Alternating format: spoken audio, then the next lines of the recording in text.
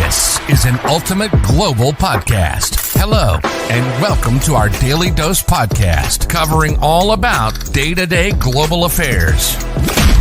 You're listening to Saurabh Kora and George Mavros from Sydney. Hello and good evening to everyone who is joining us again for today's Daily Dose. And on every Thursday, we touch base upon a very critical theme of foreign diplomacy, foreign policy and diplomacy, or key historical events. We have been touch basing upon a lot of important topics around the world in the last 1 month. And also today on this occasion, we have been joined by George Mavros. Just to congratulate you, George, that today we are celebrating 1 month anniversary of Ultimate Global Podcast as well.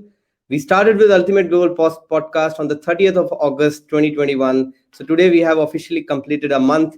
I would like to thank everyone who has supported us throughout this journey and will be supporting us to make it even bigger for you in the coming days. To start off with, do you have any comments on that, George? Yes, happy birthday to UGP. Happy birthday to you and me. So, and again, thanks to everybody that's participated. We've had some great people come on so far, and we're going to have a lot more people come on in the future. We've started to hit our straps and working out what we're offering and where we're going, and we seem to be a benefit to people from the feedback we're getting. So that's great. It started off as an idea. You made it happen, which I congratulate you for, and I'm delighted to be co-founder with you. Sure. And also, I think now moving towards today's interesting topic of key takeaways from 76th session of the UN General Assembly, which ended, in fact, in this week. And we had a couple of interesting leaders coming there and talking about their vision that they have set for their countries. A lot of the things are there. We also heard about the famous blah, blah, blah from Greta Thunberg coming, that a lot of leaders are saying a lot of things for climate. And in fact, climate change, COVID-19, vaccine inequality were the top three agendas. But, coming back to this important point, we have already talked about Greta Thunberg, but because she was trending in the news quite recently, and the facts that she raised, that the global leaders are just saying things, and she iterated by saying that it's like blah, blah, blah. You're just speaking on the climate change, but you're not taking any actions. Yeah, look, as I've said before, I don't necessarily agree with all of the things that she says, but she does at least get in and have a go, and she's trying to get things to change, and she has got people talking, and there has been some movement happening. When you consider she's one person that started something versus our global leaders in the UN who've been talking about a lot of this stuff for how long? And talking and, talking. And then after that, more talking. It's, for me, there was a bit of a push on about getting equality, and we've got to get equality, and several of the leaders spoke about this thing, which is fantastic, and that's great. It's just a bit disappointing that, from the research I've done, out of 194, I'll say that again, 194 speakers at the UN that's very keen on equality, we had 18 women speak. 18 out of 194. Well, that looks sort of not equal. And it's, I think that as we go a bit further today, that's my general theme. The UN is a great talk fest. I'm starting to wonder what it actually does and what does it actually stand for. Yeah, and interestingly, I was also looking at who is going to come from Afghanistan. There was supposedly somebody from the Taliban who was supposed to come from the Afghanistan to the United Nations General Assembly, but they canceled their plans at the last minute. I don't know whether that was intentional or it was unintentionally done, or they are not prepared yet to face the world. What's your take, George?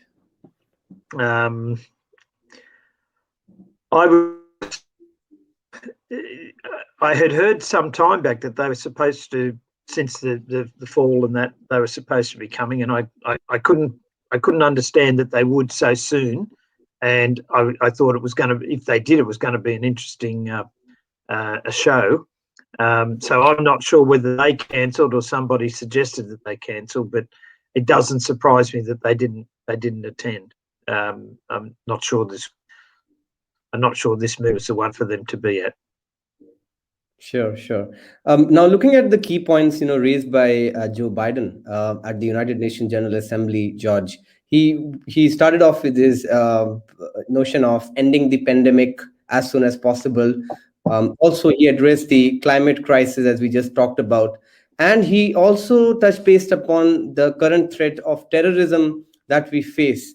But then he's also surrounded back by his own arguments and this kind of steps he has taken, and a lot of ambassadors from different countries didn't really resonate well with what he was saying after what happened in Afghanistan, No, because some of the people feel that he kind of supports the Taliban, and that's why he did not have a direct withdrawal, a very step-by-step withdrawal, a very hasty withdrawal took place from Afghanistan. So he has been blamed for that by a couple of countries in Europe as well.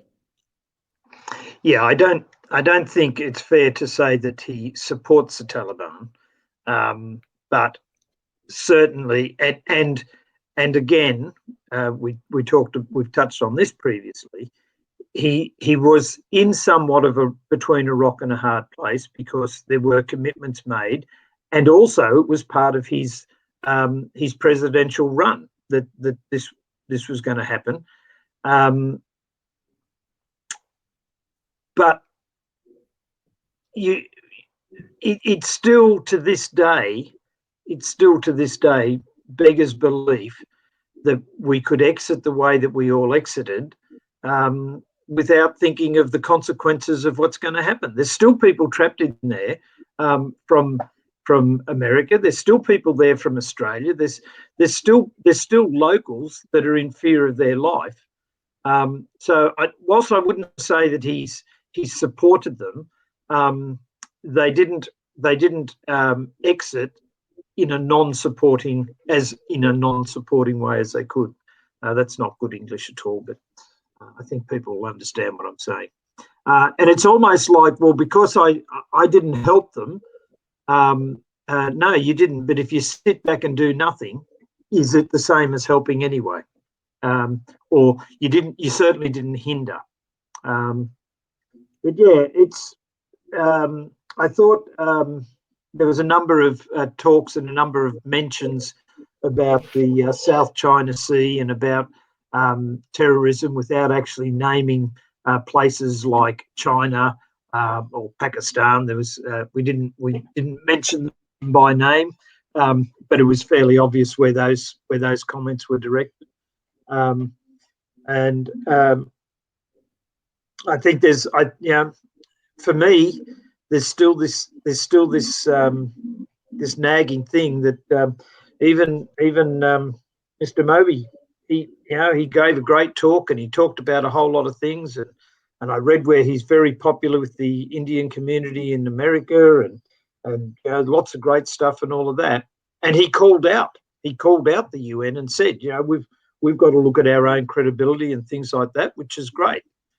But what's he actually doing? What's India actually done?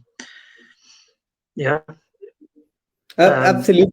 These are tough questions. I was just about to come to the South Asian battle, but I wanted to first touch base upon the American battle. So, because the South Asian battle is close to where I'm coming from as well, and I know some of the insights. When without naming any countries or any leaders, it's very important for us to first look at what we are doing in our countries before starting to put the blame on others. And be it any prime minister or any leader, it can be India, Pakistan, or Afghanistan, or US or UK. They need to understand what's going on in their own country before they advise others, before they start advising others. Because who will advise others? If I'm a doctor and I'm telling you that on the basis of my experience, I want to tell you that this is how you can cure fever.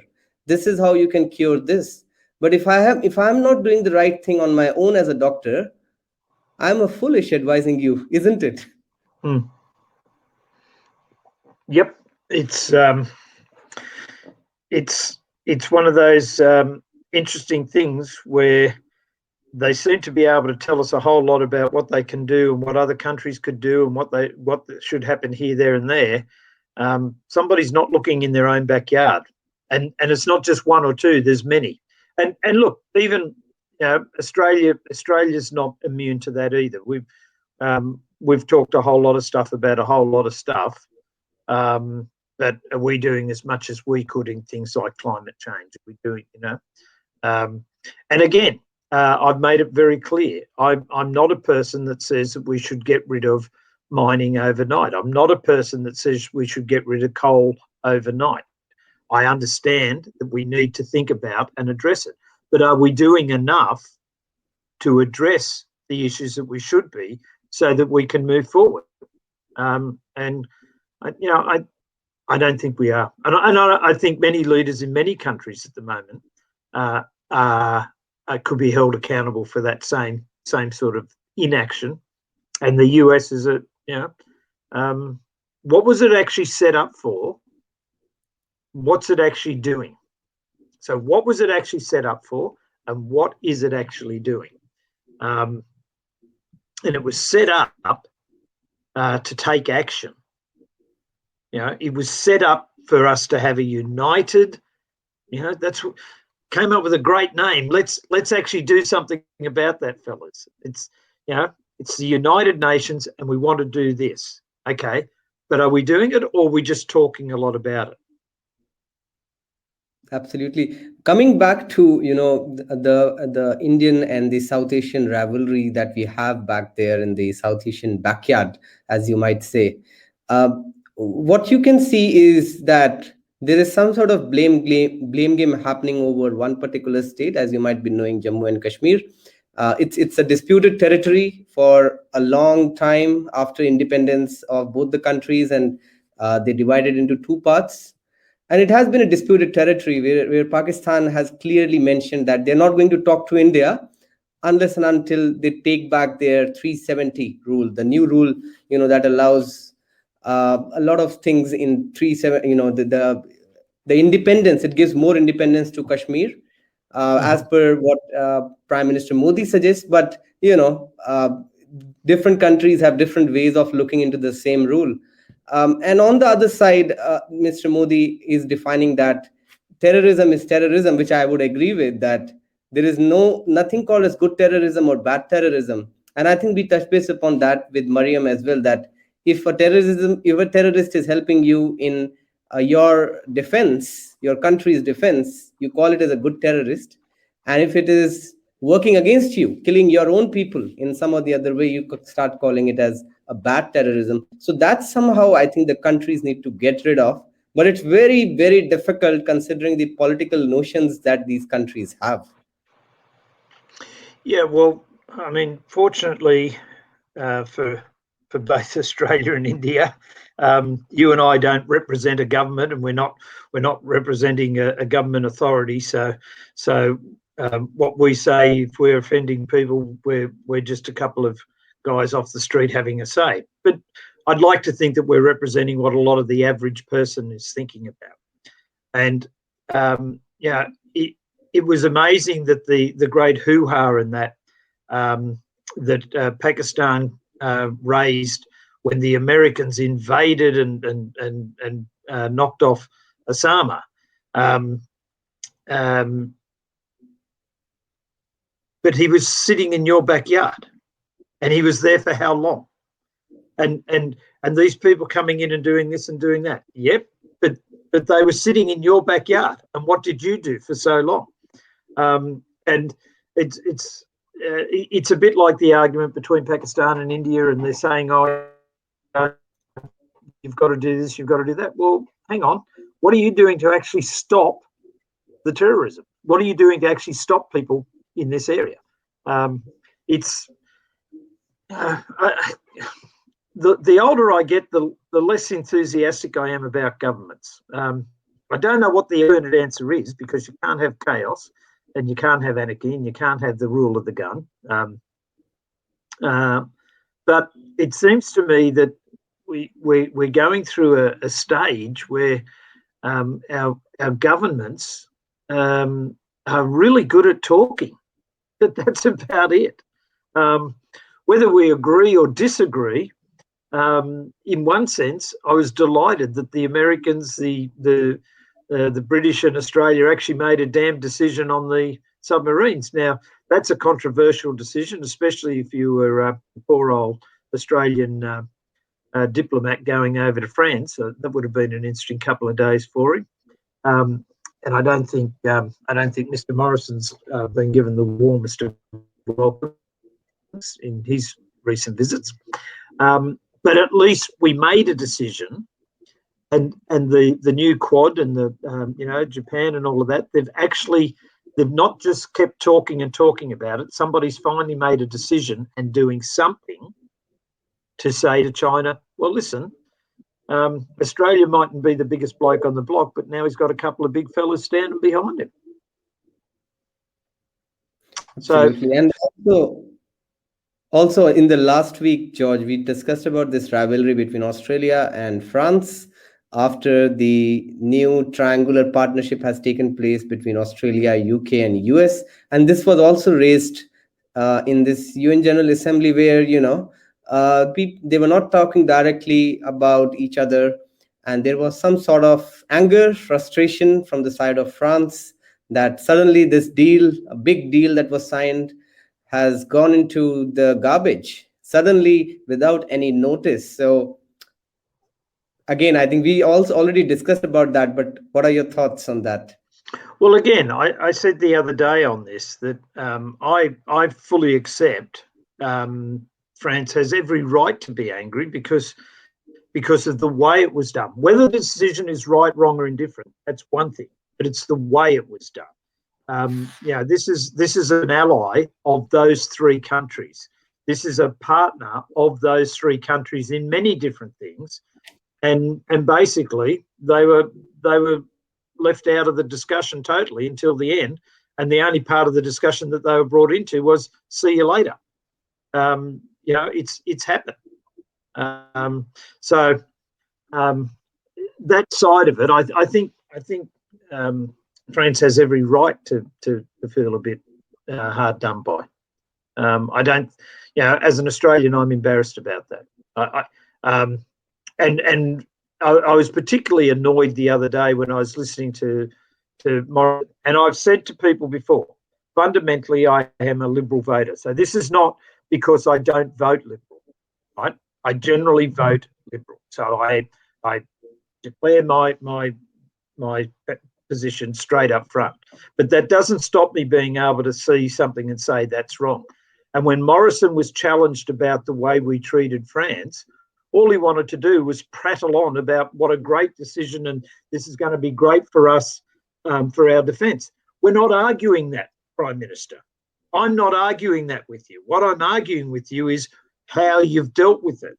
The same as I'm not arguing with a lot of the thing that the UN's talked about. I think it's fantastic that they want to help the world. I think it's terrific that we want to get on top of COVID and all of that. What about the 90% of the African people that haven't had their first jab yet? Where are you there, fellas? Where are you? Like, there's a whole lot of talk. And we've got to beat this, and it's a global thing, and we've all got to get in together. Well, that's great. 90% of Africans are still waiting for their first jab. Yep, absolutely. Most of the African countries are still lagging behind with this vaccination rate, partially because of the fact that the leaders have also not been able to convince their own people that the jabs are safe for them. Because if I remember clearly, a few days back when I was talking on the COVID-19 daily dose with Joshua, where we discussed about this fact that even in August, the hesitancy rate in most of the African countries was around 50%. It means 50% of people were still feeling hesitant, as compared to look at Australia, only 10% people feel that they are hesitant to take jabs, and 90% people are now going for jabs. And as much as some of the councils like Blacktown City Council in Sydney have reached 95% single dose and 70% double dose. So that's the difference. Yeah, but COVID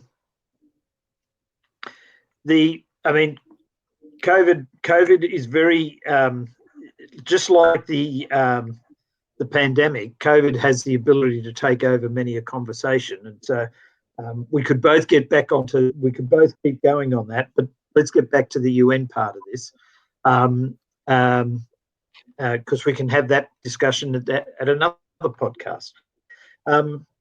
So, what do you think actually came out of the UN 76 session? What, as a young fellow watching this and somebody that takes interest in global politics and that, what's your feeling with it? I think one of the key elements was that the global leaders now and not now, they have wanted to discuss about this key notion of climate change. They all of them agree on the fact that fossil fuels is not the future for them. And they have to take action at some sort of stage, and that action needs to be a collaborative effort. It cannot be a one country effort and then blaming onto the others. I think that's what every issue, if you look at every issue that they have raised, like COVID-19 or climate change or terrorism, it's a collaborative effort. And I think that's where these forums like United Nations General Assembly come handy, because this gives them a platform to share their vision with other countries, with other ambassadors who are taking part. But the key element for me is, what are they going to take away from that? Or is it just a political speech which they have given to showcase that they are willing to do something, but in practice, they have not done anything, or they will just go back to their usual life when they go back to their countries? So that's what these leaders have to decide from here on. Yeah, and it's, for me, it seems that there's a lot of talk going on about your generation and that having less confidence in the governments around the world. And why would that be? Because looking at them, there's not much to be confident about. That, you know, there's very few countries that I look at and say, wow, they're actually doing something. They're actually moving hard on this, or they're doing this. There's some areas, again, I repeat, Australia on climate change, we still can't decide which foot we want to keep which camp we want to keep our foot in. And we're talking about having made great steps forward, and we're doing this and we're doing that. I think a lot of that's because, there's a few people that suddenly realise if you don't do something, there is a problem. But we've still got a lot of the shock jocks that are saying that it's all hooey and it's that it doesn't exist. So my old punching bag, Alan Jones, is still out there. Fortunately, I not listen to him very much at all now. It's only when he says something stupid enough to come up in my news feed. But he's still out there pushing that it's all a hoax. It's nothing to see. So let's talk about the UN. So we talked about climate change. We talked about COVID. Talked about Afghanistan. We talked about terrorism, counter-terrorism, South China Seas, and we talked about getting more of a balance in gender equality. That's a heck of a lot of talking. But the proof is if somebody actually does something. In the last 2 years, I've done a lot of talking with a lot of people that wanted to do a whole lot of things. Some of them very experienced business people. But you actually did something, and we have now celebrated 1 month of a podcast. I can tell you there's people that have spoken to me several times about doing things. I was actually speaking, I won't name them because that's not fair, but It's not necessary. I spoke to a charity in March last year that was so excited about me wanting to help them raise money. I spoke to them again today to say, nobody's been back to me. Now I found another way that I could help you raise money. So, and as I said, I'm not going to mention that charity, but that's a year and a half that we've been talking, but nothing's actually being done, and that's a shame when it's at a business level, and it's a shame when it's at a charity level. But when it's at national level, when it's our national leaders, and when it's something like the UN, I've mentioned this before. We did have that story about weapons of mass destruction. Nobody ever took America to task over that. Why? Well, because America's so big and they're part of the UN, and we're not going to have that argument. That's a bit difficult. So, what is it? It's a toothless tiger. Yeah. Yeah, I think that's absolutely true.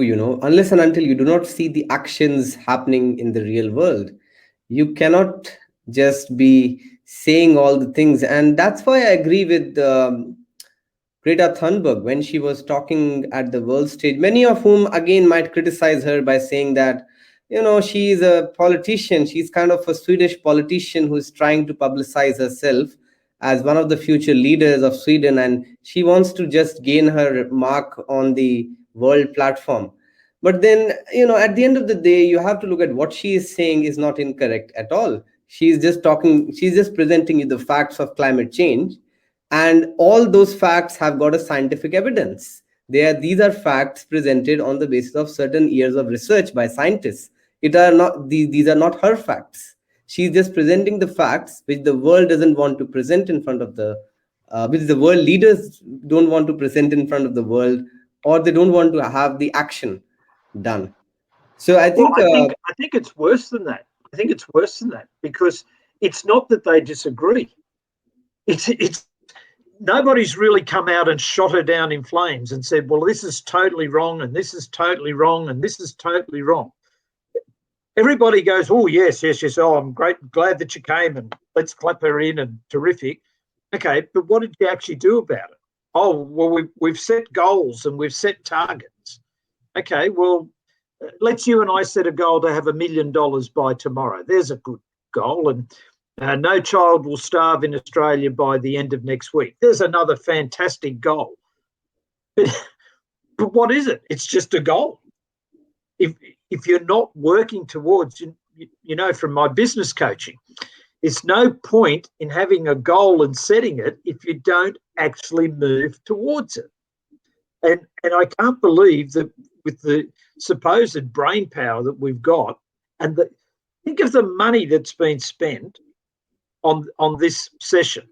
Just think of the money, just to have all of those people there for so long, all the people supporting them, the security, the travel, everything.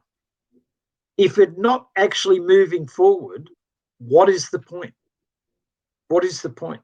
And so with Greta, I'll put it to you this way. I have people come to me with things and I say, that's not right. I think this is right. And I then move down the track of where I want to go. Right? But you can't, or I say, yes, I agree with that, and I move down that track.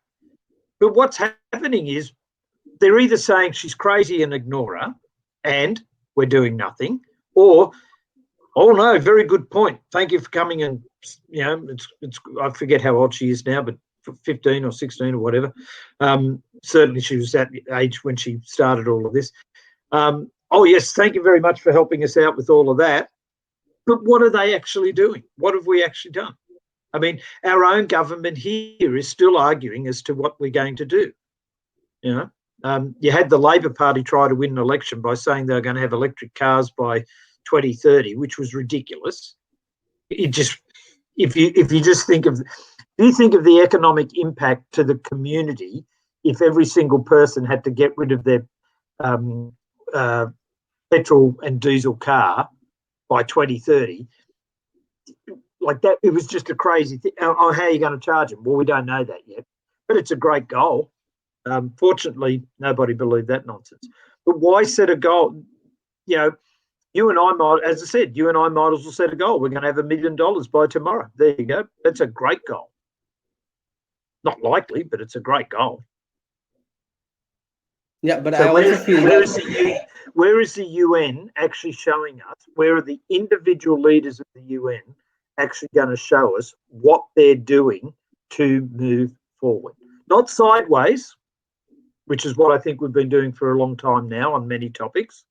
What are they actually doing? What are you going to do as a collective to move forward? And people should be asking that question of every government that's involved with the UN. Yep. I think it's important that you set your goals, but also set what are the steps you're going to take to reach that goal. Maybe you might not take the exact steps, maybe there might be some deviations, but at least you have set a framework for yourself that, okay, if I want to become a billionaire company by next week, this is what I'm going to do. First, I'll hire people. I'll spend on marketing. I'll spend on this. I'll spend on that. That's how I'm going to do. Now, it might be different to what you have said, but at least you have set some steps that this is what I'm going to follow to reach that goal, so that the world has the authority to ask you. And I think that's what the political leaders refrain from these days. In answering those tough questions. In some of the countries, they don't even want to come in the press. Yesterday we were talking about this interesting topic of press freedom also. So these topics are very interlinked. Press freedom, and now today we are talking about key takeaways, and how it really impacts an independent media platform to raise your voice. Now, after this UN General Assembly, if you go back to your country as a political leader, and if you have controlled your entire media and press under you, who is going to ask you questions on what you said at UN General Assembly? You came back to 9 News or some other channel, and you are not able to answer the specific questions, or probably the media doesn't have the authority to ask you tough questions. Then you will miss out on your goals, isn't it? Yeah, and look, I'm prepared to say that I haven't researched well enough and deep enough at the moment.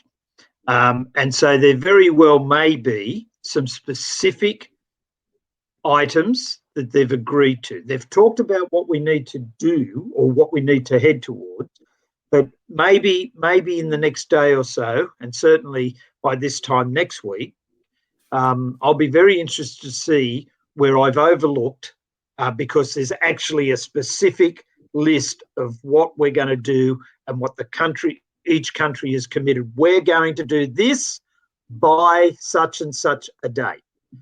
Because at the moment, and I'm not the world's greatest researcher, I'll wear that badge as well. But at the moment, I couldn't find anything that actually said, this is what we've agreed to do, and this is when we've agreed we're going to do it by. Right?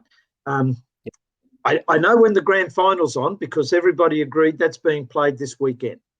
Right? So we know the Australian Rugby League organisers and the rugby union and the AFL and all that, they were able to say, this is when we're doing it, and this is where we're doing it, and this is what we're doing, right? It would be nice to think that something like equality for women and counter-terrorism and climate control, it would be nice to think that the UN actually have set targets as to realistic, what are we doing by what date? And at the moment, I couldn't find anything. I found a lot about what different people had said were going to say and thought of saying, but I haven't found anything that says this is what's been agreed as the action plan. Absolutely. And we will definitely keep on discussing about such topics in the future sessions as well. But for now, we have to say goodbye to you. And also, if you want to listen to our future podcast sessions, don't forget to follow us on Apple iTunes, Spotify, Instagram, Facebook. We are already on all those platforms. And for tomorrow, we are replacing our tomorrow's daily dose with a very special episode on Saturday, where we collaborate with the University of New South Wales in Sydney on a special panel discussion on the Gandhian relevance of the Gandhian values in the 21st century, as we are marking the birth anniversary of Mahatma Gandhi, who is definitely one of the inspirational figures, as we always want to talk about such people. We will also be touch basing upon other figures such as Nelson Mandela, and many more in our podcast sessions ahead. So stay tuned for that. And I hope to see you, George, on Saturday for that panel discussion. I am risking life and limb because it's actually my wife's birthday on Saturday, but I'll still be there at the podcast. Oh, that's so nice. We want to wish all the audience wants to wish her a very, very happy birthday. I'll pass that on. Definitely. So yeah, have a great day, everyone, and also have a great birthday, Sharon. Goodbye, everybody, and I hope you've taken something away from what we've said. And maybe you should start thinking about your plan, because if each of us has a plan, that's how we start to push governments in the right direction. Great. Thank you so much, Good everyone. afternoon.